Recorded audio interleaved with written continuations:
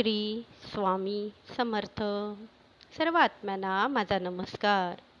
आपण आपलं आयुष्य व्यतीत करताना इतरांकडून खूप अपेक्षा ठेवतो, म्हणूनच आपल्याला जास्त त्रास होतो. आपण नेहमी स्वतःवर प्रेम करणं गरजेचं आहे. आपल्याला जे हवं आहे ते इतरांकडून मिळवण्यापेक्षा स्वतःकडून मिळवण्याचा प्रयत्न करा. मग कोणाची गरज भासणार नाही. आणि हो, जो त्रास आपल्याला होतोय तो देखील होणार नाही. मी म्हणत नाही की सगळ्यांशी बोलणं सोडून द्या, पण हो, मी नक्कीच म्हणेन की स्वतःचा सेल्फ रिस्पेक्ट ठेवण्याचा प्रयत्न करा.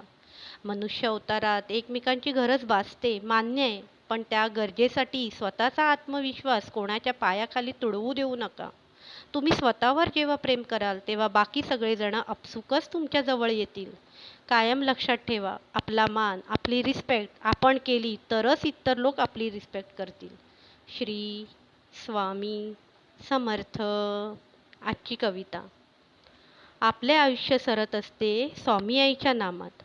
आपले आयुष्य सरत असते स्वामी आईच्या नामात. पण समजून घेणे हे गरजेचे असते की ते रुजले आहे किती अंतर्मनात. पण हे समजून घेणे गरजेचे असते की ते रुजले आहे किती आपल्या अंतर्मनात. हे जाणून घेणे खूप महत्त्वाचे असते. हे जाणून घेणे खूप महत्त्वाचे असते की आपण किती रमलो आईच्या नामात. हे जाणून घेणे खूप महत्त्वाचे असते की आपण किती रमलो आईच्या नामात. कारण तरच आपण विराजतो स्वामी आईच्या मनात.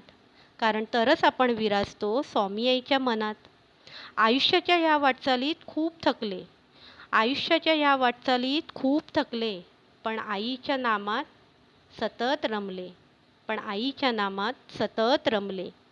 आईचे नाव कोरले आहे माझ्या मनात. आईचे नाव कोरले आहे माझ्या मनात. मी माझ्यात नसून स्वामी आईच्या मनात. मी माझ्यात नसून स्वामी आईच्या मनात. किती भक्त घडले आईच्या सानिध्यात.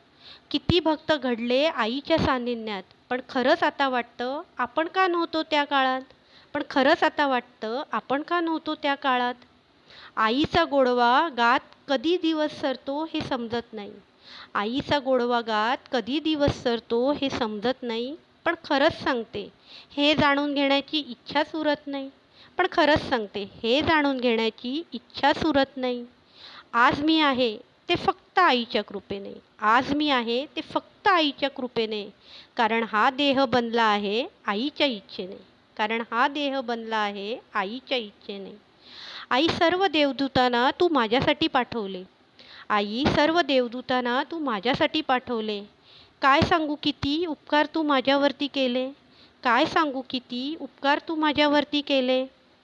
आई, माझ्या मनात एक ध्यास आहे. आई, माझ्या मनात एक ध्यास आहे. प्रत्येकात तुझे दर्शन घडावे हीच एक मनात आस आहे.